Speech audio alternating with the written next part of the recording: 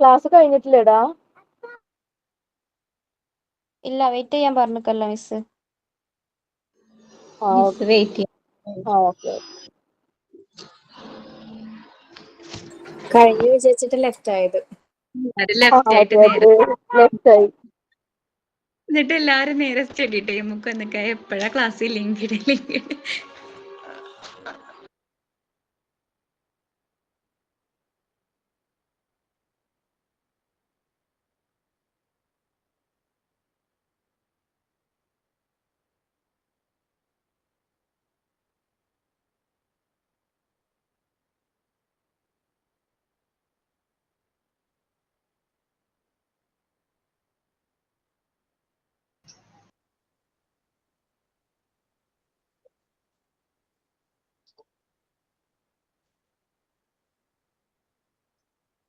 Hi, നമസ്കാരം. Hello okay, right. അപ്പോ നമുക്ക് ആരംഭിക്കാം. കത്തുന്ന കനൽ സൂര്യകിരണങ്ങൾ കൊണ്ട് ചൂടേറ്റ് വിറങ്ങലിച്ച് ചുട്ടുപഴുത്ത് നിൽക്കുന്ന ഒരു മെയ് മാസത്തിന്റെ മധ്യാഹ്നത്തിലാണ് നമ്മളിപ്പോ ഏകദേശം ഒരു വർഷത്തിന് ശേഷം വീണ്ടും കാണാൻ പോകുന്നത്, അല്ലേ? അപ്പോ നിങ്ങളുടെ തലച്ചോറില് സംശയങ്ങളുടെ പെരുമഴ പെയ്യുന്നു എന്നാണ് എനിക്ക് കിട്ടിയ റിപ്പോർട്ടുകൾ. അപ്പൊ എല്ലാവരുടെയും സംശയങ്ങൾ ഒന്ന് ദൂരീകരിക്കുന്നതിന് വേണ്ടിയിട്ടാണ് ഞാൻ വന്നിട്ടുള്ളത്. എന്തൊക്കെയാണ് സംശയങ്ങൾ എന്ന് ചോദിച്ചാൽ നമുക്ക് പെട്ടെന്ന് ഈ സെഷൻ വൈൻഡ് അപ്പ് ചെയ്യാം. ഓക്കെ. പക്ഷെ വന്ന ദിവസം ഇത്രയും മോശമായി പോയി എന്ന് എനിക്ക് തോന്നുന്നു. കാരണം ഏകദേശം 20 പേരോ അത്രയും പേരൊക്കെയാണ് ഈ ക്ലാസ്സിൽ ഇപ്പോ ലൈവിൽ കയറിയിട്ടുള്ളൂ. ഇത്രയും പേരൊക്കെ ഉണ്ടാകാറുള്ളോ? ശരിക്കും ഉള്ളോ? ബാക്കിയുള്ള എല്ലാവരും റെക്കോർഡ് ക്ലാസ് കണ്ടിട്ടാണോ പഠിക്കുന്നത്? ക്ലാസ്സിൽ കേറാറുണ്ട് മിസ് സാറേ. ഇത് എല്ലാരും സൈൻ ഔട്ട് ചെയ്ത് ഇറങ്ങിയതായിരുന്നു. അതാ. എല്ലാവരും ഇറങ്ങിയതാണോ? അതെ. അല്ലേ? ഓക്കെ, ശരി. അപ്പോ എന്തൊക്കെയാണ് സംശയങ്ങൾ? നമുക്ക് അതൊന്ന് ദൂരീകരിക്കാം. എന്തൊക്കെ കുറച്ച് സംശയങ്ങളൊക്കെ ഉണ്ട് എന്നൊക്കെയാണ് റിപ്പോർട്ടുകൾ കിട്ടിയത്. അപ്പൊ എന്തൊക്കെ സംശയങ്ങളാണെന്ന് അറിയാൻ വേണ്ടിയിട്ട് വന്നതാണ്. എന്താണ് ആശങ്കകൾ?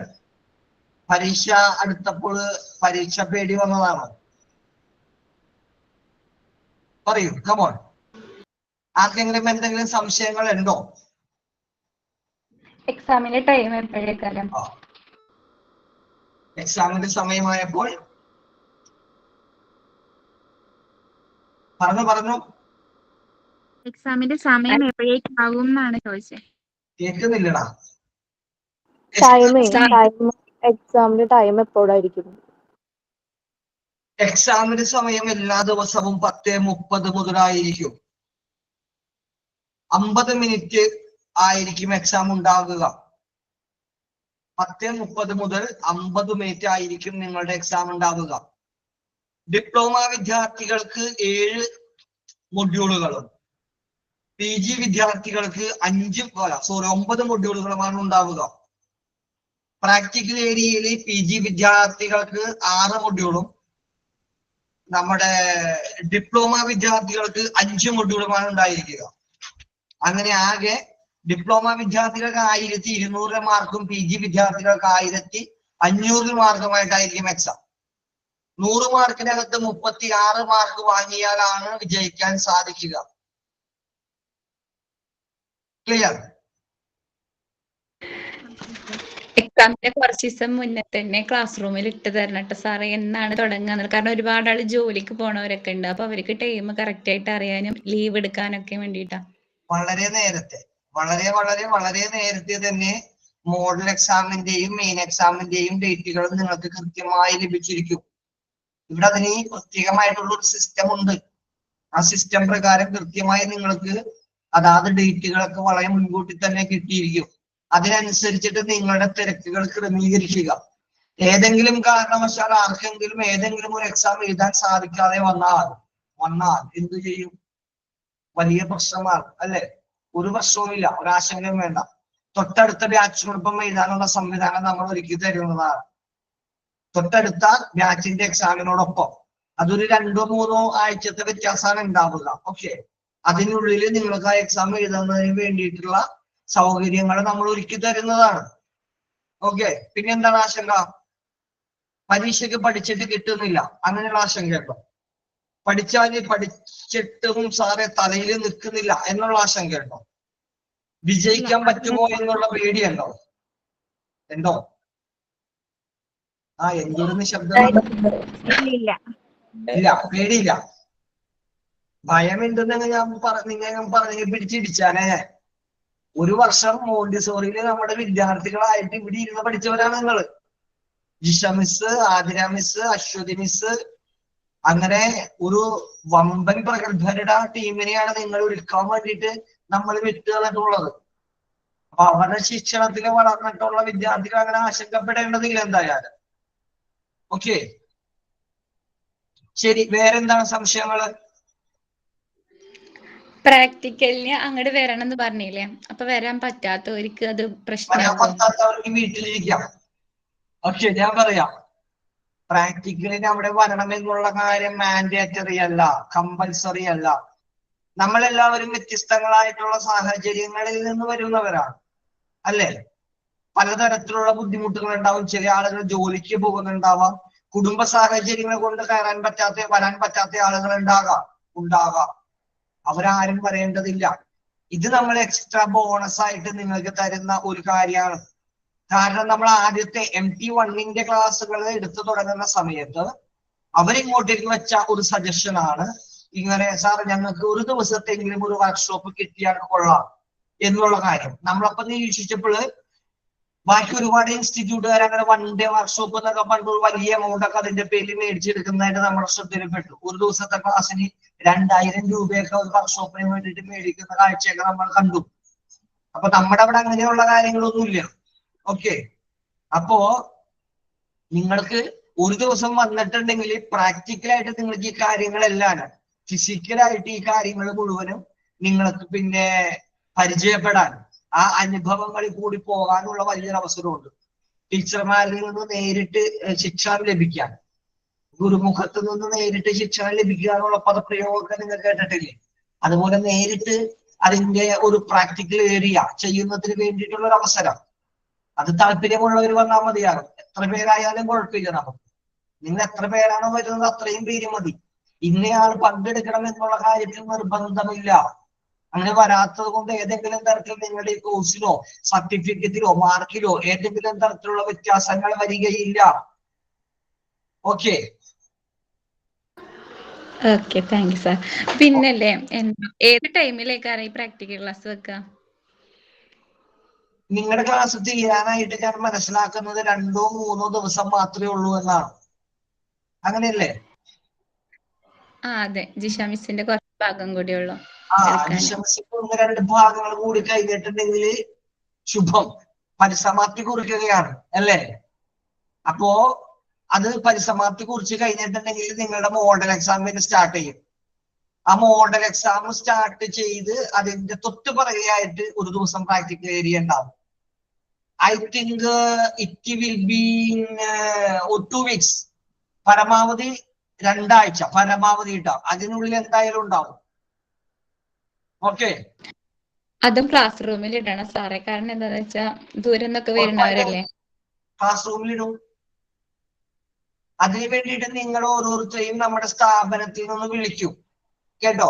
അതിനൊരു നിശ്ചിത ഫീസ് ഉണ്ടാവും. ഹലോ, കേൾക്കുന്നുണ്ടോ? കേൾക്കുന്നുണ്ട് സാർ. ഒരു 200 രൂപയുടെ ഒരു ഫീസ് ഉണ്ടാവും. 200 രൂപ മാത്രം. അതെന്താന്ന് വെച്ചാൽ നിങ്ങൾ വരുമ്പോൾ അത്രയും പേര് അക്കോമഡേറ്റ് ചെയ്യാനുള്ള ഒരു ഇത് നമ്മുടെ ഓഫീസിൽ ഉണ്ടാവില്ല. ഓഫീസിൽ നമ്മുടെ സ്പേസ് അവൈലബിൾ അല്ല. അപ്പൊ നമ്മൾ ഓഫീസിനോട് ചേർന്നുള്ള ഒരു പോർഷൻ ഉണ്ട്. നമ്മുടെ അഡ്മിനിസ്ട്രേറ്റീവ് ഓഫീസിലായിരിക്കും നിങ്ങളെ വരുത്തുന്നത്. അവിടെ ഒരു സ്പേസ് ഉണ്ട്. ആ സ്പേസിൽ അത് SNDP യൂണിയന്റെ ആണ്, പറവൂർ SNDP യൂണിയന്റെ ബിൽഡിങ്ങിലാണ് നമ്മൾ വാടകയ്ക്ക് പ്രവർത്തിക്കുന്നത്. അപ്പൊ അവർക്ക് ചെറിയൊരു വാടക കൊടുക്കണം. പിന്നെ ടീച്ചർമാർക്ക് ചെറിയൊരു റെമ്യൂണറേഷൻ എക്സ്ട്രാ നമ്മൾ കൊടുക്കണം. അവരൊരു ദിവസം നിങ്ങൾക്ക് വേണ്ടിയിട്ട് ഡെഡിക്കേറ്റ് ചെയ്ത് ഫുള്ളായിട്ട് വരരുത്. അപ്പോ അതിന് രണ്ടിനും വേണ്ടിയിട്ടുള്ള ചെറിയൊരു പേയ്മെന്റ് ഉണ്ടാവും, അത്രേ ഉള്ളൂ. അത് അവിടെ നേരിട്ട് വരുമ്പോൾ അവിടെ വെച്ച് തന്നാൽ മതിയാകും. ഓക്കെ, അത് പക്ഷെ ചെയ്യുന്നത് നന്നായിരിക്കുമെന്നാണ് കേട്ടോ എന്റെ അഭിപ്രായം. പരമാവധി വരാൻ സാധിക്കുന്ന ആളുകൾ നേരിട്ട് വരിക, അത് കണ്ടും കേട്ടും അനുഭവിച്ചും പഠിക്കുക. ഓക്കെ, സർ പിന്നെ പ്രാക്ടിക്കൽ എന്താണ് ക്ലാസ്സിന്റെ സംശയം? ടൈം എങ്ങനെയായിരിക്കും? ഏതാണ്? പ്രാക്ടിക്കൽ ക്ലാസ് ടൈം എങ്ങനെയായിരിക്കും? രാവിലെ 10 മണി മുതൽ ഉച്ചക്ക് ഒരു 2:30 വരെ ആയിരിക്കും. Okay sir.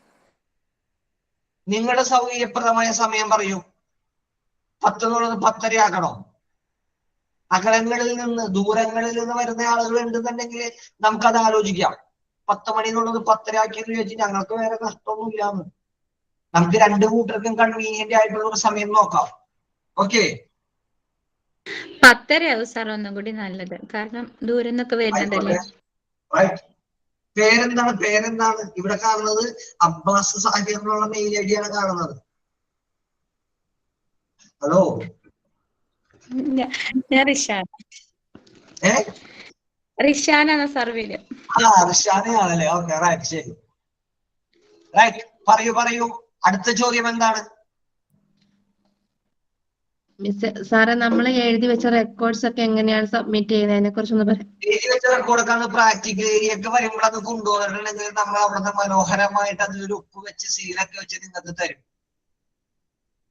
പ്രാക്ടിക്കലിന് വരുന്ന ആളുകളെ, ഹലോ, നമ്മളിനി വരണം ഞാൻ പറഞ്ഞോട്ടെ. ആരാണ്? സോണിയാണോ പറഞ്ഞുകൊണ്ടിരിക്കുന്നത്? ഇപ്പോ കണ്ണു പിടിക്കണില്ല. ഓക്കെ, സോണിയാണോ പറഞ്ഞത്? ഓക്കെ, ഞാൻ പറയാട്ടോ, ഒന്ന് കേക്കേ. അതായത് പ്രാക്ടിക്കൽ ക്ലാസ്സിന് എല്ലാവരും വരണമെന്നുള്ള കാര്യം നിർബന്ധമില്ല. നിർബന്ധമില്ല. വരുന്ന ആളുകൾ ആ സമയത്ത് റെക്കോർഡ് ബുക്ക് കൊണ്ടുവന്നാൽ അത് സൈൻ ചെയ്ത് സീല് വെച്ച് തരുന്നതാണ്. ഭാഗം 2. മൂന്നാമത്തേത് ഇനി ഒരു പക്ഷെ നമ്മൾ കാണുന്നത് 2 സന്ദർഭങ്ങളിലായിരിക്കും. ഒന്നാമത്തേത് പ്രാക്ടിക്കൽ ഏരിയ സെഷൻ ആയിരിക്കും. രണ്ടാമത്തേത് ഏതായിരിക്കും അറിയാമോ? നിങ്ങള് കഠിനകാലത്തിൽ കൂടി കടന്നുപോയി അല്ലേ? ഒരുപാട് സഹനങ്ങളും ത്യാഗങ്ങളും ഒക്കെ കൂട്ടിവെച്ച് നിങ്ങളുടെ വിയർപ്പ് കൊണ്ട് കൊരുത്തിട്ട ഒരു വിജയമുണ്ട്. ആ വിജയം തിളങ്ങുന്ന കണ്ണുകളോടുകൂടി തല ഉയർത്തിപ്പിടിച്ച് നിങ്ങൾ ഒരു വലിയ വേദിയിൽ കയറി നിന്ന് ഉപഹാരങ്ങളായിട്ട് വാങ്ങുകയാണ്. നിങ്ങളുടെ ഉറ്റ ബന്ധുമിത്രാദികൾ, സുഹൃത്തുക്കൾ എല്ലാവരോടും കൂടിയിട്ട് ഇതാ ഞാൻ എന്റെ ജീവിതത്തിൽ വിജയത്തിന്റെ ഒരേട് കൂടി എഴുതി പിടിപ്പിച്ചിരിക്കുന്നു എന്ന് നിങ്ങൾ ഈ ലോകത്തോട് വിളിച്ചു പറയുന്ന ഒരു ദിവസം. അപ്പൊ ആ ദിവസമാണ് കോൺവെക്കേഷന്റെ ദിവസം. അപ്പൊ ആ ദിവസത്തില് റെക്കോർഡ് ബുക്ക് കൊണ്ടുവന്നാലും നിങ്ങൾക്ക് ഒപ്പിട്ട് തരും. അതർവൈസ് അതല്ലാന്നുണ്ടെങ്കിൽ റെക്കോർഡ് ബുക്ക് നമ്മൾ സീൽ ചെയ്ത് സൈൻ ചെയ്ത് തരുന്നതിനുള്ള വേറെ സംവിധാനങ്ങളില്ല. ഓക്കെ, കോൺവെക്കേഷൻ ഏറെക്കുറെ എല്ലാവരും വരുമെന്നാണ് ഞാൻ പ്രതീക്ഷിക്കുന്നത്. റൈറ്റ്, വേറെന്താ പറയാനുള്ളത്? നിങ്ങൾക്ക് പറയാനുള്ള കാര്യങ്ങൾ പറഞ്ഞിട്ട് ഞാൻ എനിക്ക് പറയാനുള്ള കാര്യങ്ങൾ പറയാം. Okay, anybody? സർ, ഈ പ്രാക്ടിക്കൽ അഞ്ജന രാകേഷ്, എന്താടാ ചോദിച്ചേ? ഈ പ്രാക്ടിക്കൽ സെഷന് വരുമ്പോഴാണോ വൈവ ഉണ്ടാവുക? അല്ല, വൈവ ഓൺലൈൻ ആയിരിക്കും. സാർ, ഇന്നലെ അപർണ പറഞ്ഞിട്ടുണ്ടായിരുന്നു പ്രാക്ടിക്കലിന് വന്ന് ടൈം കിട്ടുകയാണെങ്കിൽ വൈവ അവിടെ വെച്ച് ചെയ്യാന്ന്. അതെ, അതിനുള്ള ഒരു പ്രശ്നം ഞാൻ പറഞ്ഞുതരാം. അത് സമയം കിട്ടുവാണെങ്കിൽ എന്നുള്ളൊരു കണ്ടീഷൻ ഉണ്ട്.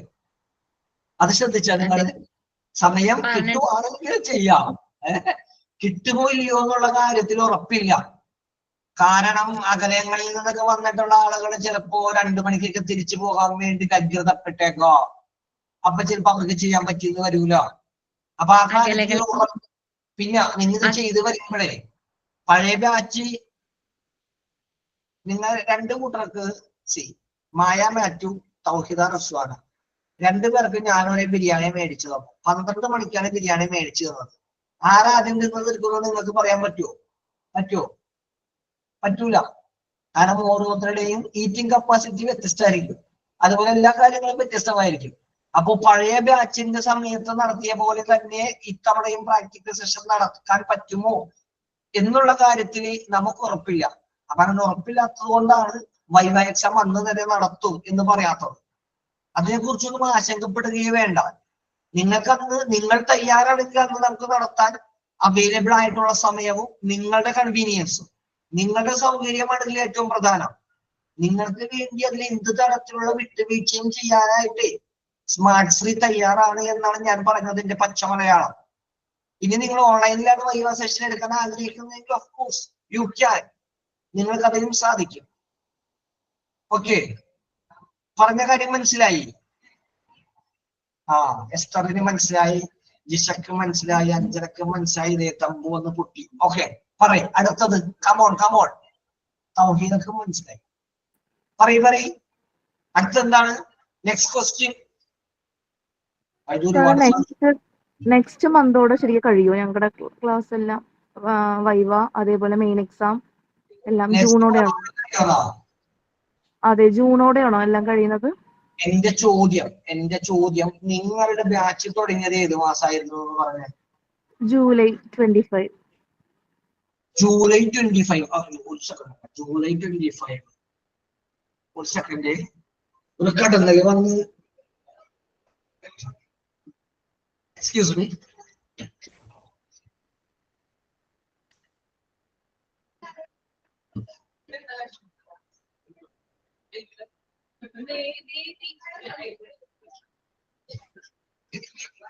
ഓക്കെ, ഒരു കടന്നൽ വന്ന് ഒട്ടം ചുറ്റി. റൈറ്റ്. അപ്പോ ജൂലൈയിലാണ് ക്ലാസ് തുടങ്ങിയത്. അപ്പോ May, June, July, August, September, October, November, December, ജനുവരി, ഫെബ്രുവരി, മാർച്ച്, ഏപ്രിൽ, മെയ്. യഥാർത്ഥത്തിൽ നിങ്ങളുടെ ഇതൊക്കെ നടത്തി തരേണ്ട ദിവസം, സമയം എന്ന് പറയുന്നത് ജൂൺ മാസത്തിലാണ്. ഓക്കെ, പക്ഷെ മെയ് മാസത്തോട് കൂടിയിട്ട് തീർക്കാൻ പറ്റുമോ എന്നുള്ള കാര്യം നമ്മൾ പരമാവധി ആഞ്ഞു ശ്രമിക്കാം. മെയ് മാസത്തിൽ തീർക്കുന്നതല്ലേ നിങ്ങൾക്ക് കൂടുതൽ നല്ലത്, അല്ലേ? അതെ അതെ.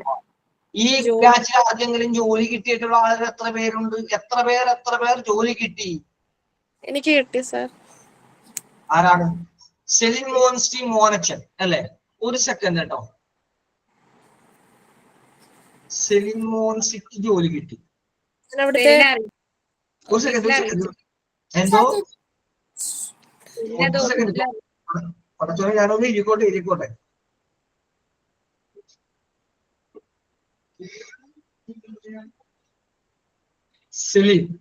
സെലിൻ മോൻസി അല്ലേ? റൈറ്റ്. പിന്നെ നെക്സ്റ്റ് വൺ. സാർ ഒരു കാര്യം പറഞ്ഞോട്ടെ? യെസ് മാഡം, പറയൂ. സാർ, ഞാൻ അടുത്ത് പ്രിൻസിപ്പാളിനോട് പറഞ്ഞപ്പോ സാറ് പറഞ്ഞ് ഞാൻ അന്നേരത്തേക്ക് എക്സാമിന് ലീവ് ഒക്കെ തരാമെന്ന് പറഞ്ഞായിരുന്നു. എനിക്ക് മനസ്സിലായില്ലല്ലോ, എന്താണ് മോൻസി? എക്സാമിന് എനിക്ക് ലീവ് തരാമെന്ന് പറഞ്ഞായിരുന്നു സ്കൂളിൽ പോകുമ്പോ. എക്സാമിന് ലീവ് തരാന്ന് പറഞ്ഞു അല്ലേ? ആ പ്രിൻസിപ്പൾ ഒരു മഹാനുഭാവനാണ്. സാധാരണ പ്രിൻസിപ്പൽമാര് പറയാറില്ല ഇങ്ങനെയൊന്നും. ഓക്കെ, എന്നോട് പറഞ്ഞ ആരോട് പറയണ്ട, ഇല്ലാത്ത കാര്യം പറഞ്ഞു. മനസ്സിലായി. ഓക്കെ, സെലിൻ മോൻസിക്ക് എവിടെയാണ് ജോലി കിട്ടിയാക്കുന്നത്? ഏത് സ്കൂളിലാണ്? പുഷ്പഗിരി, പുഷ്പഗിരി അല്ലേ? നിങ്ങളുടെ സ്ഥലം എവിടെയാണ്? കഴുതുരുട്ടി തെന്മല എന്ന് പറയും. പടച്ചോനെ, ഏത് ജില്ലയാണ് അത്? കൊല്ലം ജില്ല.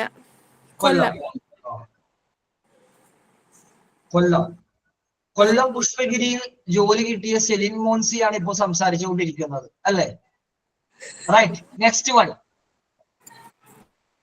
Who is the next one? Online ട്യൂട്ടറായിട്ട് ഇന്റർവ്യൂ അറ്റൻഡ് ചെയ്തിട്ടുണ്ടായിരുന്നു. സെലക്റ്റഡ് ആണ്. ഓൺലൈൻ ട്യൂട്ടറായിട്ട് അല്ലേ?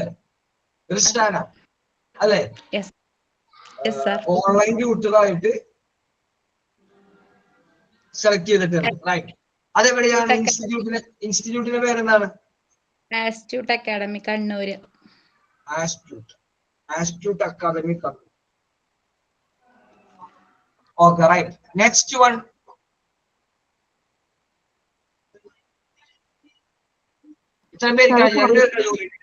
അല്ല, കുറെ പേർക്ക് ജോലി കിട്ടിയിട്ടുണ്ട്, പക്ഷെ അവരിപ്പോ ആരും കേറിയിട്ടില്ല തോന്നുന്നു.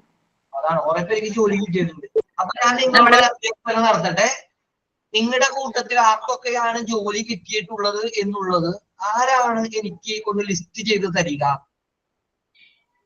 ഞങ്ങൾ അറിഞ്ഞത് നീതുവിന് കിട്ടി, സെലിന് കിട്ടി എന്നുള്ള വാർത്ത മാത്രമേ അറിഞ്ഞിട്ടുള്ളൂ. സെലിൻ അറിഞ്ഞിട്ടുള്ളൂ അല്ലേ? ശരി, ഞാനപ്പോ ഇന്ന് നിങ്ങളുടെ ഗ്രൂപ്പിൽ ഒരു ഇൻഫർമേഷൻ ഇട്ടേക്കാം. നീതു അല്ലെ, നീതുവിന്റെ ഫുൾ നെയിം എന്താണ്? ഷാനോട് പറഞ്ഞേ. നീതു. സാർ നീതുവിന് കിട്ടിയ വിവരം ഓഫീസിൽ അറിയിച്ചതാണ്. ഞങ്ങൾ ഇൻസ്റ്റയിൽ കണ്ടിട്ടുണ്ടായിരുന്നു നീതുവിന്റെ ഒക്കെ വീഡിയോ. അല്ലേ? ഓക്കെ ഓക്കെ, ശരി ശരി ശരി, ഓക്കെ. അപ്പേ ഇതെന്താണ് സംഭവം എന്ന് അറിയോ? ജോലി കിട്ടിയത് അറക്കുന്നത് നമുക്ക് ഇറങ്ങുന്നത്. ഞാനേ ഒരു ദിവസം തിരുവനന്തപുരത്തേക്ക് പോവാണ്. തിരുവനന്തപുരത്തേക്ക് പോണ വഴിക്ക് പിന്നെ പത്തനംതിട്ട അവിടെ വെച്ചിട്ട് എനിക്കൊന്ന് ഇറങ്ങേണ്ട വന്നൊരു ആവശ്യം. അപ്പൊ അവിടെ ഇറങ്ങിയപ്പോൾ ഒരു പെൺകുട്ടി വന്നിട്ട് എന്നോട് പറയാം, സാരിയെ കൊടുത്തിട്ടുള്ള ഒരു കുട്ടിയിട്ടാ. കുട്ടി വന്നിട്ട് ജയദേവ് സാറല്ലേ? അപ്പൊ ഞാൻ പറഞ്ഞ ജയദേവ് ആണ്. ആരാണ് സാറേ? ഞാൻ ഇന്ന ബാച്ചിലുള്ള കുട്ടിയാണ്. അപ്പോ എനിക്ക് ജോലി കിട്ടി സാർ. ജോലി കിട്ടിയിട്ട് 6 മാസമായി. ഇങ്ങോട്ട് പറയാണേ, നമുക്കറിയൂലാണ് ആ കുട്ടിക്ക് ജോലി കിട്ടിയ കാര്യമോ, നമുക്കറിയൂല. ഇപ്പൊ അതുപോലെ ഒരുപാട് പേർക്ക് ജോലി കിട്ടിയിട്ടുണ്ട്. സർട്ടിഫിക്കറ്റ് കിട്ടിയിട്ടില്ല കേട്ടോ കയ്യിലാരുടെ. സർട്ടിഫിക്കറ്റ് കിട്ടാത്തത് തന്നെ H8 ഒരു കുട്ടിയുണ്ട്. ആ കുട്ടിക്ക് 8ാം ക്ലാസ്സിലും 9ാം ക്ലാസ്സിലും പഠിപ്പിക്കാൻ വേണ്ടിയിട്ടുള്ള ഇത് കിട്ടി. ഇവിടെ മോണ്ടിസോറി പഠിക്കുന്നുണ്ട്. ഇവിടത്തെ അസൈൻമെന്റ്സ്, പ്രൊജക്ടുകള് എല്ലാം കൊണ്ടും സബ്മിറ്റ് ചെയ്തു. അവര് വണ്ടടിച്ച് നിന്ന് പോയി. അവിടുത്തെ ഒരു പ്രത്യേകത എന്താന്ന് വെച്ചാല് 40 പേരുണ്ടായിരുന്നു അവിടെ ഇന്റർവ്യൂ. 38 പേര് ഓഫ്ലൈൻ ഇൻസ്റ്റിറ്റ്യൂട്ടിൽ നന്നായി പഠിച്ചവര്, 2 പേര് ഓൺലൈൻ ഇൻസ്റ്റിറ്റ്യൂട്ടിൽ പഠിച്ചവർ. അപ്പോ ഈ ഓൺലൈൻ ഇൻസ്റ്റിറ്റ്യൂട്ടിൽ പഠിച്ചവരോട് ഒരു പുച്ഛഭാവമായിരുന്നു അവിടുത്തെ ഇന്റർവ്യൂ ബോർഡിൽ. പക്ഷെ ആ ഇന്റർവ്യൂ ബോർഡിന്റെ മുമ്പിൽ ഞങ്ങളുടെ അഭിമാനം ഉയർത്തിപ്പിടിച്ചുകൊണ്ട് ആ ഇന്റർവ്യൂ ബോർഡിൽ നമ്മുടെ MT8 തമന്ന ഗംഭീരമായ സ്കോറിങ് നടത്തി. തമന്ന ചെയ്ത വർക്കുകളും പ്രൊജക്റ്റുകളൊക്കെ കൊണ്ടുപോയിട്ടുണ്ടായി. അത് കൊണ്ടുപോയി കാണിച്ചപ്പോൾ ഇന്റർവ്യൂ ബോർഡ് ആകെ ഞെട്ടി. ഓൺലൈനിൽ ഇങ്ങനെയൊക്കെ പഠിപ്പിക്കുന്ന ആളുകളുണ്ടോ എന്ന് ചോദിച്ചു. ആ സ്കൂളിന്റെ പ്രിൻസിപ്പിള് എന്നെ വിളിച്ചിട്ടുണ്ടായിരുന്നു. ഓക്കെ, കോഴ്സിന്റെ ഡീറ്റെയിൽസ് ഒക്കെ ചോദിച്ചിട്ട്. അപ്പൊ സാധാരണ ഓൺലൈൻ ഇൻസ്റ്റിറ്റ്യൂട്ടുകാർ കുറെ പേർക്ക് ഒരുപാട് പേര് നന്നായി ചെയ്യുന്നവരുണ്ട് കേട്ടോ. കുറെ പേര് തട്ടിക്കൂട്ട് പരിപാടിയൊക്കെ ചെയ്ത് പഠിപ്പിച്ച് വിടുന്ന ആളുകളുണ്ട്. അപ്പൊ നമ്മുടെ പരിപാടി തട്ടിക്കൂട്ട് പരിപാടി അല്ല എന്ന് മനസ്സിലാക്കുമ്പോൾ ഒരു സന്തോഷമാണ് അത്. Okay, right. അത് നിൽക്കട്ടെ, നമുക്ക് അതിലോട്ടൊക്കെ കടക്കാം. നെക്സ്റ്റ് ക്വസ്റ്റ്യൻ എന്താണ്? സംശയം എന്താണ്? നമസ്കാരം സാർ. സംശയമൊന്നുമില്ല. നമസ്കാരം, പറയൂ. എന്താണ്? ഷാജിദ എന്നാണ് എൻ്റെ പേര്. ഞാൻ ഓൾറെഡി ഒരു സ്കൂളിൽ വർക്ക് ചെയ്തുകൊണ്ടിരിക്കുകയാണ്. അപ്പം എനിക്ക് ഈ മോണ്ടിസോറി സർട്ടിഫിക്കറ്റ് ഇല്ലായിരുന്നു. കഴിഞ്ഞ വർഷമാണ് അപ്പം സർട്ടിഫിക്കറ്റിന് വേണ്ടിയിട്ട് അത് ഇൻസ്റ്റിറ്റ്യൂഷൻ നിർബന്ധം ആക്കിയത്. അപ്പം അങ്ങനെയാണ് ഞാൻ ഈ കോഴ്സ് ചേർന്നത്. അപ്പോൾ എനിക്ക് ടീച്ചിങ് പ്രാക്ടീസ് 15 വർഷത്തെയാണുള്ളത്. അപ്പോൾ എൻ്റെ ആ ടീച്ചിങ് പ്രാക്ടീസ് എങ്ങനെയാണ് എനിക്ക് മാർക്കായിട്ട് മാറുക? അതായത് എക്സ്പീരിയൻസ് സർട്ടിഫിക്കറ്റ് ആഡ് ചെയ്താലും മാർക്കുണ്ടോ?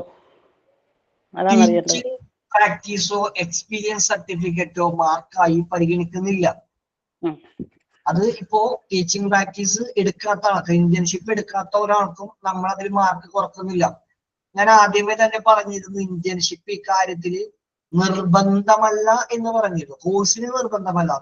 ശ്രദ്ധിച്ച് കേൾക്കാനോട്ടോ ഞാൻ പറയുന്ന പോയിന്റ്. കോഴ്സിന് നിർബന്ധമല്ല ഇന്റേൺഷിപ്പ്.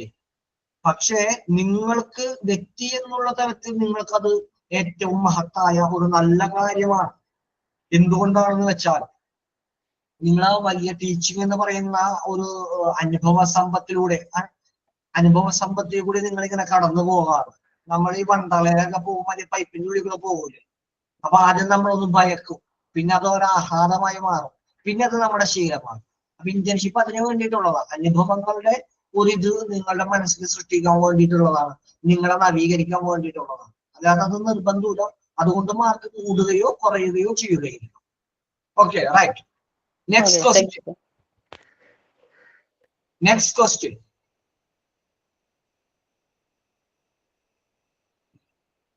ഇല്ലേ? ചോദ്യങ്ങളൊക്കെ അവശേഷിച്ചോ? അല്ല, സോറി, ക്ഷമിക്കണം, ചോദ്യങ്ങളൊക്കെ അവസാനിച്ചോ? ആർക്കില്ല? ഇത്ര സംശയം. എക്സാം വരുന്നത് മൺഡേ ടു ഫ്രൈഡേ തന്നെയാണോ? മൺഡേ ടു ഫ്രൈഡേ, ഒന്നിടവിട്ട ദിവസങ്ങളിലായിരിക്കും എക്സാം. ഒരു ദിവസം നിങ്ങൾക്ക് തിങ്കളാഴ്ച പരീക്ഷ എഴുതാം, ചൊവ്വാഴ്ച റെസ്റ്റ് എടുക്കാം, ബുധനാഴ്ച പരീക്ഷ എഴുതാം, വ്യാഴാഴ്ച റെസ്റ്റ് എടുക്കാം, വെള്ളിയാഴ്ച പരീക്ഷ എഴുതാം, ശനിയും ഞായറും റെസ്റ്റ് എടുക്കാം. ഓക്കെ, അങ്ങനെയായിരിക്കും എക്സാം. റൈറ്റ്. Next question. പിന്നെ എന്താ സംശയം? എക്സാം അങ്ങനെയായിരിക്കുമോ? എന്താ മായ? മോഡൽ എക്സാമും അങ്ങനെ തന്നെയായിരിക്കുമോ? മോഡൽ എക്സാം ചിലപ്പോ അങ്ങനെ ആവില്ല. എന്താന്ന് വെച്ചാല് മോഡൽ എക്സാം ഒരുപാട് സമയം പോകുമല്ലോ നമ്മുടെ. പിന്നെ നിങ്ങൾക്ക് ജൂൺ മാസം പകുതി കഴിയും. നിങ്ങളുടെ ബാക്കിയുള്ള കാര്യങ്ങളൊക്കെ ചെയ്ത് വരുമ്പോൾ ഒരുപക്ഷെ ജൂൺ അവസാനമാകാം. അപ്പോ അതങ്ങനെ ആക്കിയില്ല നമ്മള്. ഓക്കെ, ഞാനൊരു ഷാഡോ ടീച്ചറായിട്ട് വർക്ക് ചെയ്യുന്നുണ്ടായിരുന്നു കഴിഞ്ഞ വർഷം മുതലേ. അപ്പൊ ജൂണിൽ ക്ലാസ് തുടങ്ങുന്നുണ്ട്, ചോദിച്ചേ. ഷാഡോ ടീച്ചർ എവിടെയാണ്? ഏത് ഓൺലൈൻ ഇൻസ്റ്റിറ്റ്യൂട്ട് ആണ്? ഞാന് എന്തോ എവിടെയാണ്? മൂവാറ്റുപുഴ നിർമ്മല സ്കൂളില്.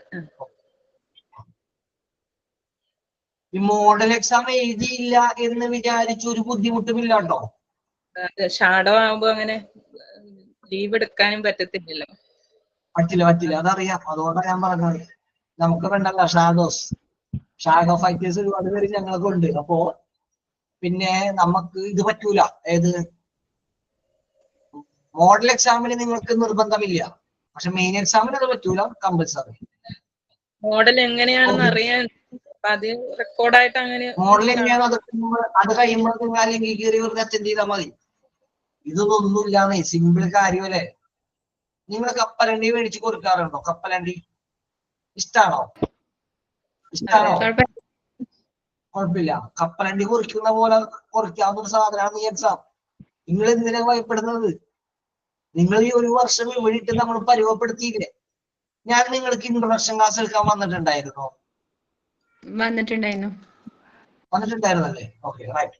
അപ്പോ ഞാൻ ആ ഇൻട്രൊഡക്ഷൻ ക്ലാസ്സിൽ നിങ്ങളോട് പറഞ്ഞൊരു കാര്യം ഉണ്ടായിരുന്നു. പുഴുവിൽ നിന്ന് പ്യൂപ്പയിലേക്കും, പ്യൂപ്പയിൽ നിന്ന് ചിത്രശലഭത്തിലേക്കും, ചിത്രശലഭത്തിൽ നിന്ന് നാം ജീവിക്കുന്ന സമൂഹത്തിലുള്ള പരകോടി മനുഷ്യന്റെ ഉള്ളിലേക്ക് നയനാഭിരാമമായിട്ടുള്ള കാഴ്ചകൾ കാണിച്ചുകൊണ്ട് പൂത്തുമ്പികളെ പോലെ പാടി നടന്ന് ആനന്ദം പകരുന്ന ആളുകളായി നിങ്ങൾ മാറുന്നു ഞാൻ പറഞ്ഞിട്ടുണ്ടായിരുന്നു. അന്ന് ഞാൻ സംസാരിക്കുമ്പോഴുള്ള ആളുകളെ ആയിരിക്കില്ല ഈ കോഴ്സ് കഴിഞ്ഞിറങ്ങുമ്പോൾ നിങ്ങളത് പറഞ്ഞിട്ടുണ്ടായിരുന്നു. അന്ന് നിങ്ങൾക്ക് ചിറകുകൾ ഉണ്ടായിരുന്നില്ല, ഇന്ന് നിങ്ങൾക്ക് ചിറകുകൾ ഉണ്ടാകുമെന്ന് ഞാൻ പറഞ്ഞു. അങ്ങനെ പറഞ്ഞിരുന്നോ? നിങ്ങളുടെ വ്യക്തിത്വത്തിൽ, നിങ്ങളുടെ പാരസ്പര്യത്തിൽ, നിങ്ങളുടെ ചുറ്റുപാടുകളോട് നിങ്ങൾ പ്രതികരിക്കുന്ന രീതിയിൽ, നിങ്ങളുടെ നെഗറ്റീവ് ഇമോഷൻസിനെ റെഗുലേറ്റ് ചെയ്യുന്ന കാര്യത്തിൽ ഒക്കെ വലിയ മാറ്റങ്ങൾ ഉണ്ടാക്കാൻ പറ്റുന്ന ഒരു കോഴ്സാണ് മോണ്ടിസോറി കോഴ്സ് എന്നുള്ള കാര്യം ഞാൻ എന്തായാലും നിങ്ങളോട് പറഞ്ഞിട്ടുണ്ടാകും. ഓക്കെ, ഇപ്പോ ഈ കോഴ്സ് തീരുന്ന ഈ അവസരത്തിൽ നിങ്ങളുടെ ഒരു അനുഭവം എങ്ങനെയാണ്? ആരെങ്കിലും ഒന്നോ രണ്ടോ പേർ ഒന്ന് പറയാമോ? പറയോ? അയ്യോ, ആർക്കും മാറ്റൊന്നും ഉണ്ടായില്ല. ഇതുപോലുള്ള നിശബ്ദത ഞാൻ ഇതുവരെ കണ്ടിട്ടില്ല. എന്തൊരു നിശബ്ദത. അഞ്ജന പറയൂ. സർ, ഞാൻ ഇന്റേൺഷിപ്പിനൊന്നും പോയിട്ടില്ല. എനിക്ക് കുഞ്ഞു മോനാ. അപ്പൊ അവനെ വെച്ചിട്ടൊന്നും ഇപ്പൊ പോവാൻ പറ്റില്ല എന്ന് പറഞ്ഞ് പോയിട്ടില്ല. അതുകൊണ്ട് അങ്ങനെയുള്ള കാര്യങ്ങൾ എനിക്കറിയില്ല. പക്ഷെ എന്റെ സ്വന്തമായിട്ടുള്ള അനുഭവം അല്ലെങ്കിൽ സ്വന്തമായിട്ടുള്ള ജീവിത രീതിയിൽ ഒരുപാട് വ്യത്യാസം വന്നിട്ടുണ്ട്. നമ്മൾ പലരും നമ്മളുടെ ഈ ടെൻഷനും കാര്യങ്ങളും കാരണം ഒരുപാട് സ്ട്രെസ് ആയിട്ടുള്ള ലൈഫായിരിക്കുമല്ലോ, ഒരുപാട് ടെൻഷൻ. അതുപോലെ തന്നെ അങ്ങനെ ടെൻഷനൊക്കെ ഉണ്ടാകുന്ന സമയത്ത് സ്വാഭാവികമായിട്ടും ക്ഷമ പറഞ്ഞൊരു സംഭവം അടുത്ത് കൂടെ പോയിട്ടുണ്ടാവില്ലേ. പക്ഷെ ഈ കോഴ്സ് കഴിഞ്ഞിപ്പോ ഈ ഒരു ഇവിടെ നിൽക്കുന്ന സമയത്ത് ഒരുപാട് ക്ഷമ എന്താണെന്നുള്ളത് ഒരുപാട് പഠിച്ചു. പിന്നെ ഇപ്പൊ എനിക്ക് നന്നായിട്ട് മനസ്സിലാവുന്നുണ്ട്. മോനൊക്കെ ആവുമ്പോ, നമുക്ക് കുഞ്ഞുങ്ങളൊക്കെ ആവുമ്പോ തീരെ ക്ഷമ പറഞ്ഞ സംഭവം ഉണ്ടാവില്ലേ. ഇപ്പൊ പതിയെ പതിയെ എങ്ങനെയാണ് എന്റെ കുഞ്ഞിനെ നന്നായി നോക്കേണ്ടതെന്ന് വരെ ഞാൻ ഇത് കൂടെ പഠിച്ചു കഴിഞ്ഞു. അത്രേ ഉള്ളൂ. കണ്ട, അഞ്ജനയുടെ വീട്ടില് ചട്ടിയും കലവും ഒക്കെ ചളങ്ങുന്നതിന്റെ എണ്ണം കുറഞ്ഞതാ പറയുന്നത്. ക്ഷമ പഠിച്ചു ദേഷ്യം കുറഞ്ഞു. Okay, right. ഇതുപോലുള്ള എക്സ്പീരിയൻസ് വേറെ ആർക്കെങ്കിലും ഉണ്ടോ? ദേഷ്യം കുറഞ്ഞതായിട്ട്, വാശി കുറഞ്ഞതായിട്ട്, ഈഗോ കുറഞ്ഞതായിട്ട്? എനിക്ക് അങ്ങനെ ഒരു അനുഭവം ഉണ്ട്. കാരണം എനിക്ക് 2 കുട്ടികളുണ്ട്. അപ്പൊ ഇളയ ആളെ ഉണ്ടായിട്ട് ഇപ്പൊ ഒരു വയസ്സായതേ ഉള്ളൂ.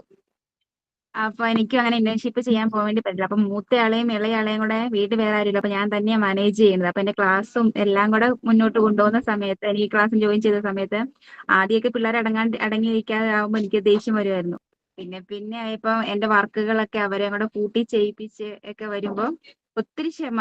അതിന് കുട്ടികൾക്കും അതൊന്ന് ഓരോന്ന് കണ്ടുപിടിക്കാനും, അവരൊക്കെ പിങ്ക് ടവറൊക്കെ ചെയ്ത സമയത്താണെങ്കിലും അവർക്ക് ഇരുന്ന് ചെയ്യാനും. അപ്പൊ ഇപ്പൊ കളിക്കാനൊക്കെ ആണെങ്കിലും ഞാൻ അങ്ങനത്തെ സാധനങ്ങളാണ്, നമ്മൾ മോണ്ടിസോറി ഇതിലേക്ക് ഉണ്ടാക്കിയ കാര്യങ്ങളാണ് അവരുടെ കൊടുക്കുന്നത്, അവരെ അടക്കി ഇരുത്താൻ വേണ്ടിയിട്ട്. Okay, right.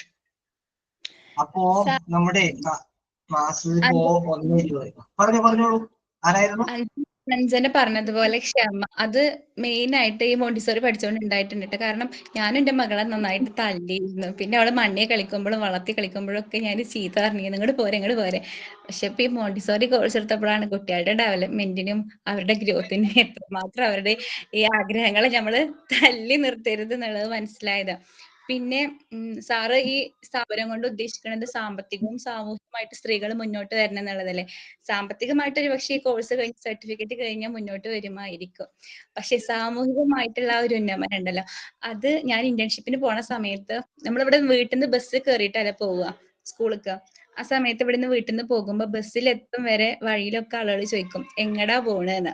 ആ പോണ സമയത്ത് പറയും ഇങ്ങനെ സ്കൂളില് ട്രെയിനിങ്ങിന് പോകുകയാണ്, ടീച്ചർ ആവാൻ പഠിക്കുക. അതെ, അപ്പൊ ടീച്ചർ ആല്ലേ. അത് കഴിഞ്ഞ് സ്കൂളിൽ ചെന്ന് കഴിഞ്ഞാല് ആ കുട്ടികളുടെ ഒക്കെ, ഞാൻ പോയത് ഒരു ബഡ്സ് സ്കൂളിലായിരുന്നു. അപ്പൊ കുട്ടികളുടെ കൂടെ അമ്മമാരും കൂടെ വന്ന് നിൽക്കും. അപ്പൊ അമ്മമാരൊക്കെ നമ്മളോട് എന്ത് ബഹുമാനത്തില് ടീച്ചറെ വിളിച്ച്, അത് ഭയങ്കര ഒരു എക്സ്പീരിയൻസ് ആണ്. അപ്പൊ നിങ്ങൾ ഇൻസ്റ്റിറ്റ്യൂട്ടിൽ വിചാരിക്കണ ഞങ്ങള് സ്ത്രീകള് വീടിന്റെ ഉള്ളിൽ ഒതുങ്ങി കൂടിയിരിക്കുന്ന സ്ത്രീകള് സാമ്പത്തികവും സാമൂഹികമായിട്ട് മുന്നോട്ട് വരണല്ലേ. അത് ഏറെക്കുറെ എന്റെ കാര്യത്തില് ആ സാമൂഹികമായിട്ട് മുന്നോട്ട് വരില്ലേ, ആ ടീച്ചറെ എന്നുള്ള വിളിയ നമ്മളെ പദവി ഒന്ന് ഉയർന്ന പോലെ തന്നെയാണ്. എന്തായാലും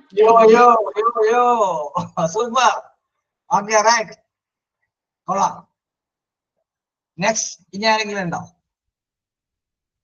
അപ്പോ നമുക്ക് അവസാനിപ്പിക്കാന്ന് തോന്നുന്നു അല്ലേ? വേറെ സംശയങ്ങളൊന്നും ഇല്ലല്ലോ നിങ്ങൾക്ക്? സംശയങ്ങളൊക്കെ ക്ലിയർ അല്ലേ? എന്തെങ്കിലും തരത്തിലുള്ള സംശയങ്ങൾ? സംശയപ്പെട്ടുണ്ട് സാറേ. ഞങ്ങൾ എക്സാം കഴിഞ്ഞു, മെയിൻ എക്സാം കഴിഞ്ഞിട്ട് എത്ര സമയം കഴിഞ്ഞിട്ട് ഞങ്ങളെ സർട്ടിഫിക്കറ്റ് കൈ കിട്ടുക?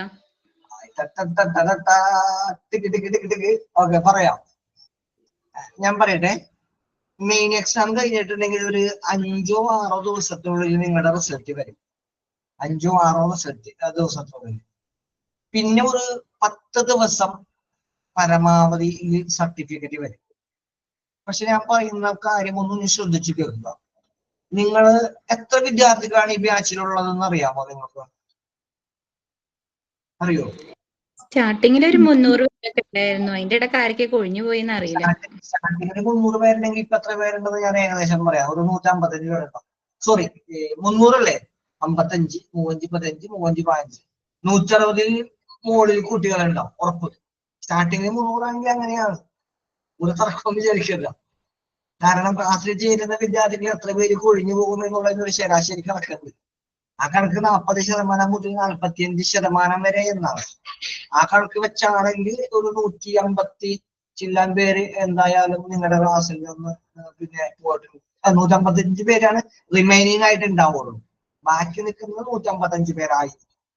ഓക്കെ, അപ്പോ ഞാൻ വേറൊരു കാര്യം ചോദിക്കാനുള്ളത്, നിങ്ങൾക്ക് കോൺവെക്കേഷൻ വേണമെന്നോ വേണ്ടയെന്നോ എങ്ങനെ ആഗ്രഹിക്കുന്ന ആളുകളാണ്? അത് കേൾക്കട്ടെ. വേണം സർ. വേണം. ഓക്കെ, ഞാൻ ഈ കോൺവെക്കേഷനുമായി ബന്ധപ്പെട്ടുള്ള ഒന്ന് രണ്ട് കാര്യം കൂടി പറയട്ടെ. കോൺവെക്കേഷൻ നമുക്ക് പല രീതിയിൽ സംഘടിപ്പിക്കാമല്ലോ. നമ്മുടെ മോണ്ടിസോറി ക്ലാസ്സുകളിലെ പ്രധാനപ്പെട്ട പ്രത്യേകത എന്ന് വെച്ചിട്ടുണ്ടെങ്കിൽ അതിനകത്ത് അഭിമാനികളായിട്ടുള്ള സ്ത്രീകളാണ് കൂടുതലായിട്ടുള്ളത്.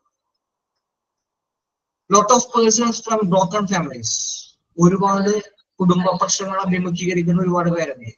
പക്ഷെ ജീവിതത്തിനകത്ത് തോൽക്കുകയില്ല എന്ന് ദൃഢനിശ്ചയം ചെയ്തുകൊണ്ട് വിജയിക്കുക തന്നെ ചെയ്യുമെന്ന് ലക്ഷ്യം വെച്ചുകൊണ്ട് പോരാടുന്ന ഒരുപാട് സ്ത്രീകള് ഈ മോണ്ടിസോറി ക്ലാസ്സുകളിൽ നമ്മൾ പൊതുവെ കാണാറുണ്ട്. സ്വാഭാവികമായും നിങ്ങളുടെ ഗ്രൂപ്പിലും അത്തരത്തിലുള്ള കാര്യങ്ങൾ ഉണ്ടാകും. വിധിയുടെയോ പിന്നെ സാഹചര്യങ്ങളുടെയോ കുടുംബത്തിന്റെയോ ഏത് കാരണം കൊണ്ടാകട്ടെ തോക്കാൻ എനിക്ക് മനസ്സില്ല എന്ന് പറയുന്ന ആളുകളുടെ എണ്ണം കൂടുതലുള്ള കുട്ടികളായിരിക്കും മോണ്ടിസോറിക്കകത്ത് പൊതുവെ ചേരുക. അപ്പോ അവർക്ക് വേണ്ടിയിട്ടൊരു കോൺവെക്കേഷൻ സംഘടിപ്പിക്കുക എന്നുള്ളത് ഞങ്ങളുടെയും വലിയ ആഗ്രഹമാണ് ആഗ്രഹം. പക്ഷെ അതിന് വരുന്ന ഒരു വലിയ ചെലവുണ്ട്. ഞങ്ങൾ ഏറ്റവും ലാസ്റ്റ് നടത്തിയ കോൺവെക്കേഷന്റെ ചെലവ് എന്ന് പറയുന്നത് 9 ലക്ഷം രൂപയാണ്. 9 ലക്ഷം രൂപയാണ് ഞങ്ങള് പിന്നെ ഏറ്റവും അവസാനം നടത്തിയ കോൺവെക്കേഷന്റെ ഒരു ചെലവ് എന്ന് പറയുന്നത്. ഓക്കെ, അപ്പോ ഞങ്ങളപ്പോ മോണ്ടിസോറി വിദ്യാർത്ഥികൾക്ക് അതേപോലെ തന്നെ കോൺവെക്കേഷൻ ചെയ്യാൻ വേണ്ടിയിട്ടുള്ള പ്ലാൻ ഇട്ടു. ഇപ്പൊ MT1-ന്റെയും MT3-യുടെയും കോൺവെക്കേഷൻ നടക്കുകയാണ്.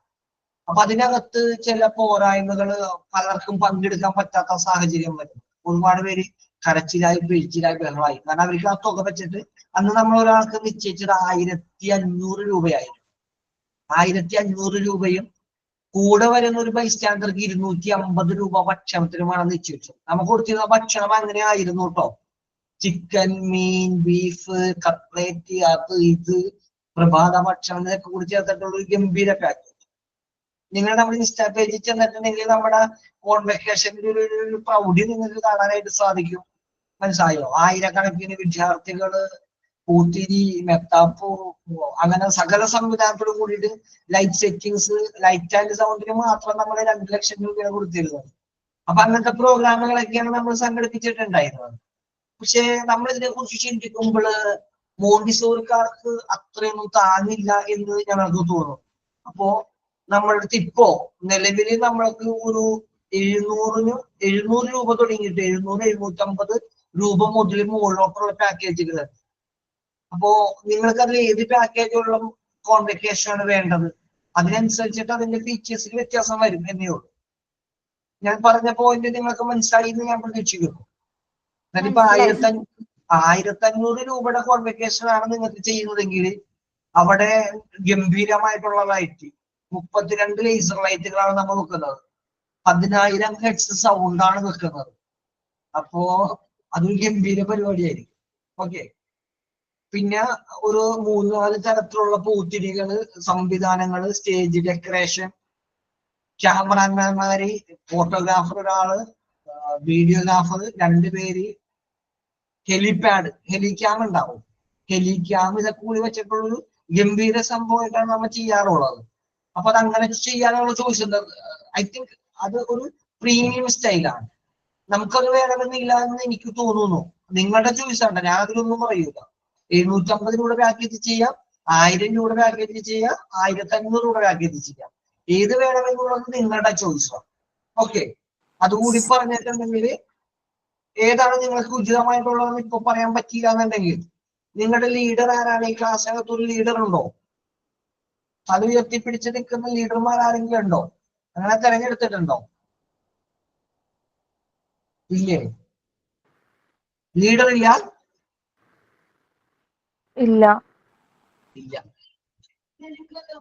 അപ്പോ ആരെങ്കിലും ഒരാള് നിങ്ങളുടെ ഗ്രൂപ്പിന് വേണ്ടിയിട്ട് ഈ കാര്യങ്ങളൊക്കെ ഒന്ന് എടുത്തിട്ട് ഏത് പാക്കേജ് വെച്ചിട്ടുള്ള കോൺവെക്കേഷൻ ആണ് വേണ്ടത് എന്നുള്ള കാര്യം അത് എക്സാം ഒക്കെ കഴിഞ്ഞിട്ട് പറഞ്ഞാൽ മതി. ഇപ്പൊ പറയണ്ട, എക്സാം ഒക്കെ കഴിഞ്ഞിട്ട് അതൊക്കെ നിങ്ങളൊന്ന് ആലോചിച്ച് വെച്ചേക്കുക. എങ്ങനെയുള്ള പാക്കേജ് ആണ് വേണ്ടത്, എങ്ങനെ ചെയ്യണം, ഗ്രാൻഡ് ആയിട്ട് ചെയ്യണോ, ചെറുതായിട്ട് ചെയ്യണോ? പലരും പല സാമ്പത്തിക അവസ്ഥയുള്ള ആളുകളല്ലേ, അത് നമുക്ക് മനസ്സിലാക്കാനായിട്ട് പറ്റും. അപ്പോ നമുക്കത് ഏത് ഓഫറിൽ വേണമെന്നുണ്ടെങ്കിലും ചെയ്യാം. ഓരോന്നിലും തരുന്ന സർവീസസ് നമുക്ക് എക്സ്ട്രാ ആയിട്ട് പറയാം. കോൺവെക്കേഷൻ നടത്തണമെന്ന് ഞങ്ങൾക്ക് നിർബന്ധമേ ഇല്ല കേട്ടോ. ഇൻസ്റ്റിറ്റ്യൂട്ടിന് ആ കാര്യത്തിൽ നിർബന്ധമില്ല. പക്ഷെ നിങ്ങളുടെ സന്തോഷമാണ് നമുക്ക് വലുത്. നിങ്ങളുടെ ജീവിതത്തിൽ എനിക്ക് തോന്നുന്നു ഒരുപക്ഷെ ഇതിൽ പഠിക്കുന്ന ഭൂരിഭാഗം പേർക്കും ഇനി ജീവിതത്തിൽ ഇങ്ങനൊരു അവസരം ഉണ്ടാവില്ല എന്ന് തോന്നുന്നു. ഇനി നിങ്ങളുടെ ജീവിതത്തിൽ ഒരു കോഴ്സ് ചെയ്യാനും പിന്നെ ഇങ്ങനൊരു വലിയ വേദി കയറി ഇങ്ങനൊരു ഉപഹാരം വാങ്ങാനൊക്കെ ഉള്ള അവസരം ഉണ്ടാവോ? കുറവായിരിക്കുമെന്നാണ് എനിക്ക് തോന്നുന്നത്. അപ്പോ അതെ, സ്വപ്നങ്ങൾ മുന്നോട്ട് നയിക്കട്ടെ, സ്വപ്നങ്ങൾ മുന്നോട്ട് നയിക്കട്ടെ. നല്ല ടീച്ചേഴ്സ് ഒക്കെ ആയിട്ട് ഞങ്ങൾക്ക് ഇനി സ്റ്റേജിൽ കയറി അവാർഡൊക്കെ വാങ്ങാൻ പറ്റിയാലോ, ഒന്നും പറയാൻ പറ്റൂല. പക്ഷെ ഇത് ഫസ്റ്റ് സ്റ്റേജ് ആണ്. അപ്പൊ ഞങ്ങൾക്ക് എന്തായാലും ആഗ്രഹമുണ്ട്. ആഗ്രഹം നമുക്ക് പൂർത്തീകരിക്കാം. ഓക്കെ, ആ ആഗ്രഹം നമുക്ക് പൂർത്തീകരിക്കാതെ ആഗ്രഹം പൂർത്തീകരിക്കാം കേട്ടോ, അത് കുഴപ്പമില്ല. അപ്പൊ അത് നിങ്ങൾ ആലോചിച്ച് വെച്ചാൽ മതി. പരീക്ഷയെ കുറിച്ചിട്ടും സെലിൻ എന്താണ് പറയാൻ വന്നത്? ആ നിമിഷത്തിന് വേണ്ടി ഞങ്ങൾ ഇത്രയും നാളെ വെയിറ്റ് ചെയ്ത് ആ നിമിഷത്തിന് വേണ്ടിയിട്ടാണ് പൊന്നെ ഈ ക്ലാസ്സിൽ ചേർന്നത് തന്നെ അല്ലേ? ശരി, ആ നിമിഷത്തിന് നിങ്ങൾ തയ്യാറെങ്കിൽ നിങ്ങളെ കൈപിടിച്ച് നടത്താൻ ഞങ്ങളുണ്ട്. ഒരു തർക്കവും വിചാരിക്കണ്ട കേട്ടോ. ആ നിമിഷം നമ്മൾ അടിച്ചു പൊളിച്ച് വൈബാക്കും കേട്ടോ. അടിച്ചു പൊളിച്ച് നിങ്ങളുടെ ജീവിതത്തിൽ മാസ്മരികമായിട്ടുള്ള ഒരു ദിവസമായിട്ട് ആ ദിവസത്തെ ഞങ്ങൾ മാറ്റി തീർക്കുക തന്നെ ചെയ്യും. ഒരു തർക്കവും നിങ്ങൾ വിചാരിക്കണ്ട, ഒരു തർക്കവും വിചാരിക്കണ്ട. ജീവന്റെ അവസാന പ്രാണപ്പിടച്ചിലും നിങ്ങൾ ഓർക്കും, ഓ സ്മാർട്ട് സീഡ കോൺവെക്കേഷനും ഹൈ കൊള്ളാം എന്ന് ഓർമ്മിപ്പിക്കുന്ന രീതിയിൽ നമുക്ക് ആ ചടങ്ങ് ഗംഭീരമാക്കാം കേട്ടോ. ഒരു ചടങ്ങ് ഗംഭീരമാകുന്നത് എപ്പോഴാണ്? ആ ചടങ്ങിനകത്ത് പുറത്തുള്ള മെറ്റീരിയൽസിന്റെയോ സൗണ്ടിന്റെ എണ്ണം ഞാനതാ സാർ പറയുന്നത്, ഞങ്ങൾക്ക് മത്താപ്പോ പൂത്തിരിയോ അങ്ങനെ ഒന്നും ഞങ്ങൾക്ക് ആവശ്യമില്ല. ഞങ്ങളെ മതി. ഓക്കെ, ഞാൻ പറയാം റിഷാന്റെ അവസ്ഥ കാര്യമില്ല. അതായത് ഒരു ഗാനമേള എത്തിക്കണം. ഗാനമേള 10,000 ഹെഡ്സ് സൗണ്ട് ഉണ്ട്. ഇതുപോലെ തന്നെ ലേസർ ലൈറ്റ് ഉണ്ട്, വലിയ സ്റ്റേജ് ഉണ്ട്, മനോഹരമായ ഓർക്കസ്ട്ര ഉണ്ട്. പക്ഷെ ഗാനമേളയിൽ ഏറ്റവും പ്രധാനമായി വേണ്ട സാധനം എന്താണ് പറയൂ? അതാണ്, നന്നായി പാടുന്ന പാട്ടുകാരാണ് ഗാനമേളയിൽ വേണ്ടത്. ബാക്കിയുള്ള എന്ത് കിണ്ടിയും ആർക്ക് വേണമെങ്കിലും പൈസ കൊടുത്താലും കൊണ്ടുവന്ന് ഇരുത്താൻ പറ്റുന്നത്. ഓർക്കസ്ട്രക്കാരെ കൊണ്ടുവന്ന് ഇരുത്താൻ പറ്റും, ലൈറ്റ് കൊണ്ടുവന്ന് ഇരുത്താൻ പറ്റും, സൗണ്ട് കൊണ്ടുവന്ന് ഇരുത്താൻ പറ്റും, ക്യാമറാമാൻമാരെ കൊണ്ടുവന്ന് ഇരുത്താൻ പറ്റും. ഗാനമേളയെ നന്നാക്കുന്നത് പാട്ടാണെങ്കിൽ കോൺവെക്കേഷനെ നന്നാക്കുന്നത് എന്റെയും സ്മാർട്ട് സി ടീമിന്റെയും നിങ്ങളുടെയും ഹൃദയൈക്യമാണ്, മനപ്പൊരുത്താണ്. സ്നേഹസാന്ദ്രതയുടെ ഒരു ഹൃദയഗീതം നമ്മളിൽ നിന്ന് എല്ലാവരിൽ നിന്നും ഒരുമിച്ചുണരുമ്പോൾ പാരസ്പര്യത്തിന്റെ സൗഹൃദത്തിന്റെ പുതിയൊരു ലോകം അവിടെ വിടരുന്നത്. അത് മതി. ആ കോൺവെക്കേഷൻ പ്രൗഢഗംഭീരമാകാനായിട്ട് അത് മാത്രം മതി. പുറത്തുള്ള ഒരു ചടങ്ങും വേണ്ട, ഒരു ചടങ്ങും വേണ്ടാന്ന്. ഒരു ചടങ്ങും ഇല്ലാതെ കോൺവെക്കേഷൻ ഗംഭീരമാകും. അപ്പൊ നമുക്ക് ചെറിയ രീതിയിലെങ്കിൽ ചെറിയ രീതിയിൽ, വലിയ രീതിയിലെങ്കിൽ വലിയ രീതിയിൽ, ആസ് യുവർ വിഷ്, നിങ്ങളുടെ ആഗ്രഹം എങ്ങനെയാണോ അപ്രകാരം നടത്താം. അതിൽ പറയാനുള്ളത് ഭൂരിപക്ഷത്തിന്റെ ഒരു തീരുമാനത്തിനനുസരിച്ചിട്ട് കാര്യങ്ങൾ എടുക്കുക. കാരണം എല്ലാവർക്കും വലിയ തുകകളൊന്നും ഒരുപക്ഷെ താങ്ങാൻ പറ്റിയെന്ന് വരികയില്ല. കാരണം നിങ്ങൾ ഇതിനുള്ള പൈസ മുടക്കാൻ മാത്രം പോരല്ലോ, അവിടെ നിന്ന് കെട്ടും കിടക്കൊക്കെ എടുത്ത് വരണ്ടേ. തിരുവനന്തപുരം, കോഴിക്കോട്, കണ്ണൂര്, മലപ്പുറം, പാലക്കാട് എല്ലായിടത്തും വരണ്ടേ. ഇവിടം വരെ വരാനുള്ള യാത്രാ ചെലവ് വേണം, കൂടെ വരുന്നവരുടെ ചെലവ് വേണം. അതൊക്കെ കൂടി ചേർത്തുള്ള ഒരു വലിയ തുകയാവും. അപ്പൊ നമുക്ക് ചെറിയ രീതിയിലെങ്കിൽ അങ്ങനെ നടത്താം, അതിൽ കുഴപ്പമില്ല കേട്ടോ. അപ്പൊ കോൺവെക്കേഷന്റെ കാര്യം നമുക്ക് അങ്ങനെ തീരുമാനിക്കാം. മോഡലിന്റെ കാര്യം നമ്മൾ തീരുമാനിച്ചു. പ്രാക്ടിക്കൽ ഏരിയയുടെ കാര്യം നമ്മുടെ ഓഫീസിൽ നിന്ന് അതിന്റെ ഒരു അറിയിപ്പ് ഉണ്ടാകും നിങ്ങൾക്ക്. പിന്നെ എന്താണ് ഇനിയുള്ളത്? ഇനി വേറെ എന്തെങ്കിലും ഉണ്ടോ? അവസാനിപ്പിക്കാൻ സമയമായി. ബിരിയാണി ചെമ്പ് തുറക്കാൻ സമയമായോ? 1:30 മണിയായി. സാധാരണ 1 മണിക്കല്ലേ നിങ്ങൾ ഭക്ഷണം കഴിക്കാറ്, ആണോ? അതെ, ക്ലാസ് കഴിഞ്ഞിട്ട് ഭക്ഷണം. അപ്പൊ വിശപ്പ് തുടങ്ങിയിട്ടുണ്ടാവും. ഒരൊറ്റ കാര്യം കൂടി പറഞ്ഞിട്ട് അവസാനിപ്പിച്ചോട്ടെ എന്നാ.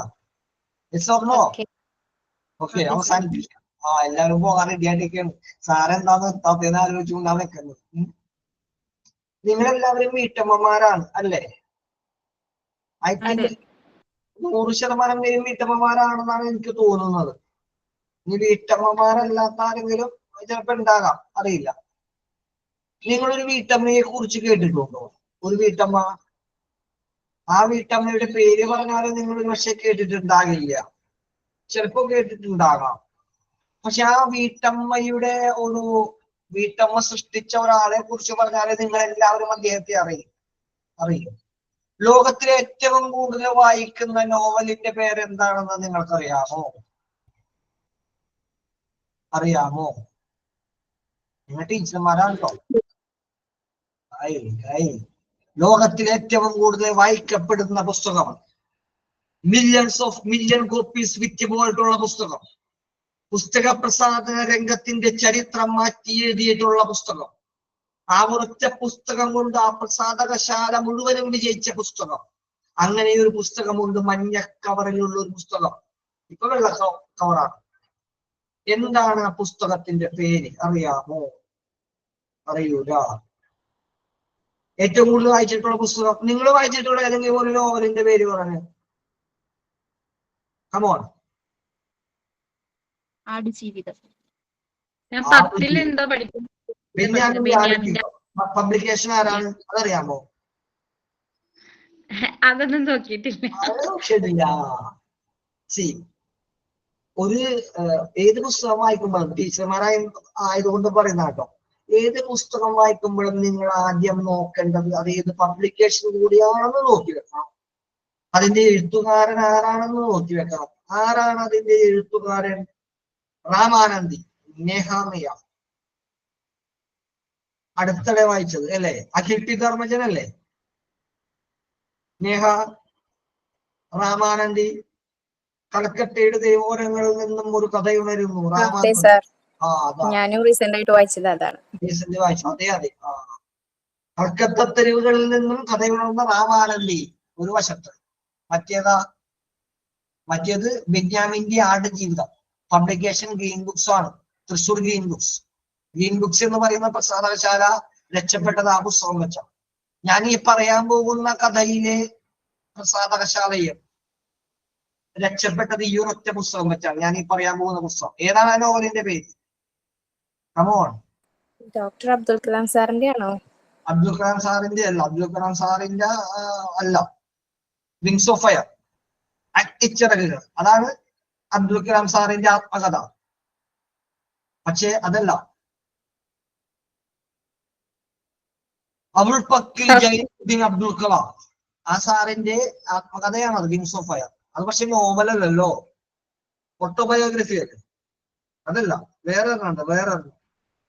ഇത് ഒരുപാട് സിനിമയൊക്കെ വന്നത് ആ നോവലിനെ അടിസ്ഥാനപ്പെടുത്തി ചടപറ സിനിമ. ആ പുസ്തകത്തിന്റെ പേര് ശപിക്കപ്പെട്ട 7 രത്നങ്ങൾ എന്നാണ്. നിങ്ങൾ കേട്ടിട്ടുണ്ടോ? ഇതേവരെ കേട്ടിട്ടില്ല. കേട്ടിട്ടുണ്ടോ?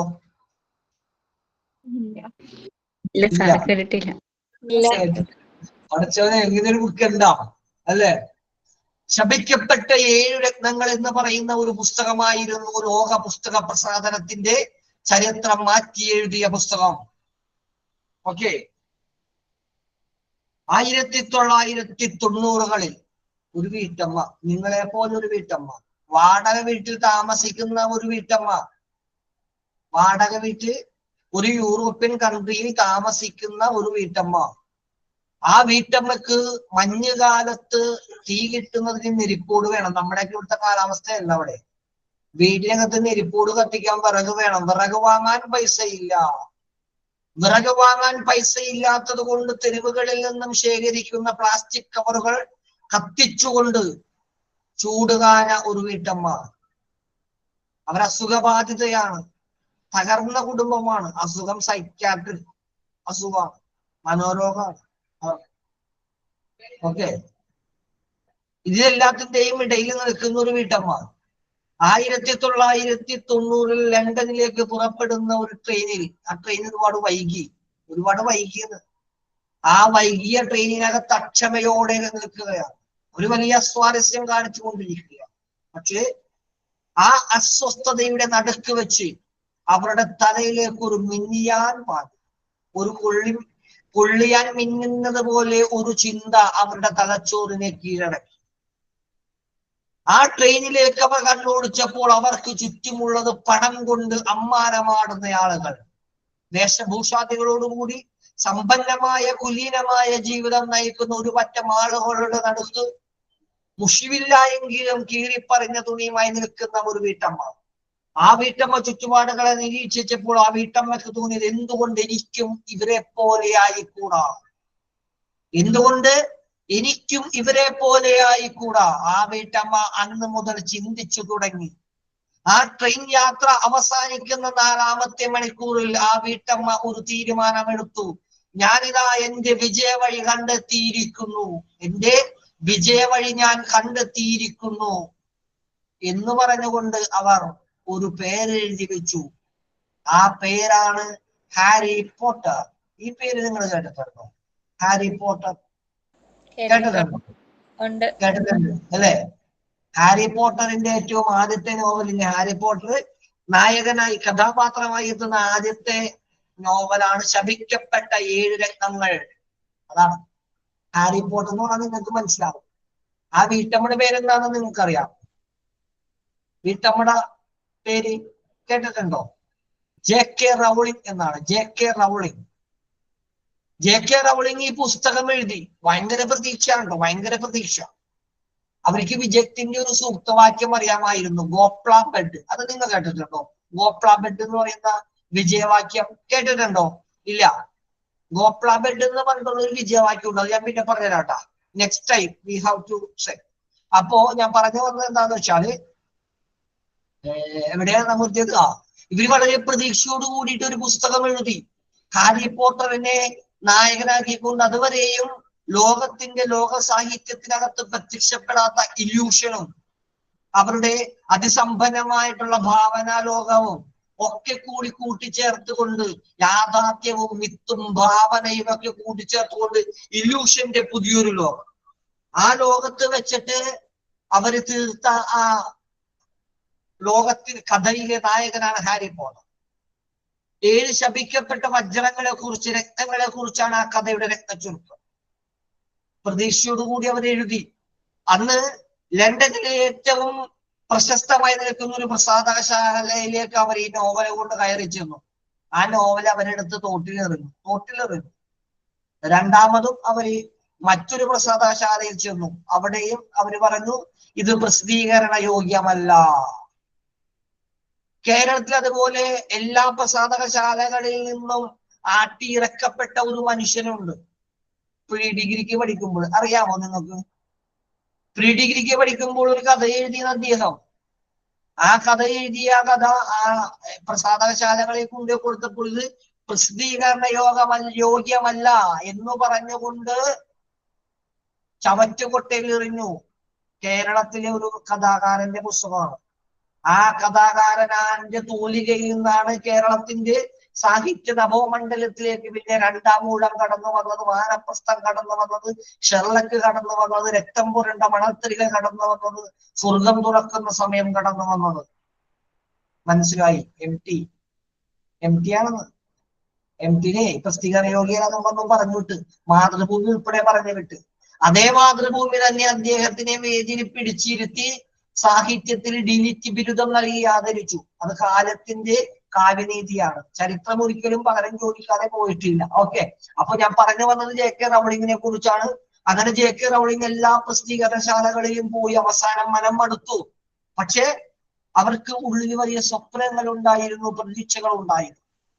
വിധിയുടെയോ അവജ്ഞയുടെയോ പരിഹാസത്തിന്റെയോ മുന്നിൽ തോറ്റുകൊടുക്കാൻ അവർ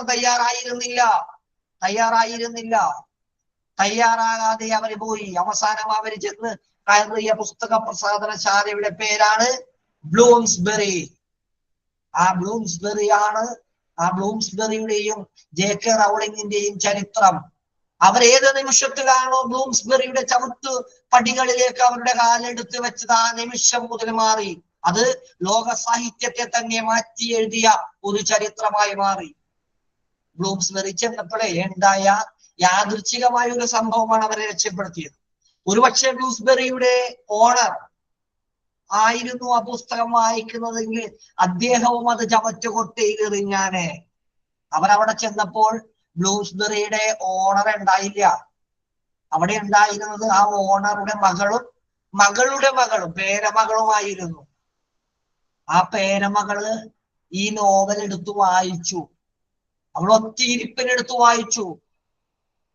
ഒരു പുസ്തകവും വായിക്കാത്ത ഒരു പെൺകുട്ടി ഒരു പുസ്തകം ഒറ്റയിരിപ്പിനിരുന്ന് വായിക്കുന്നത് കണ്ടിട്ട് ബ്ലൂംസ്ബെറിയുടെ മകൾക്ക് അത്ഭുതം തോന്നി.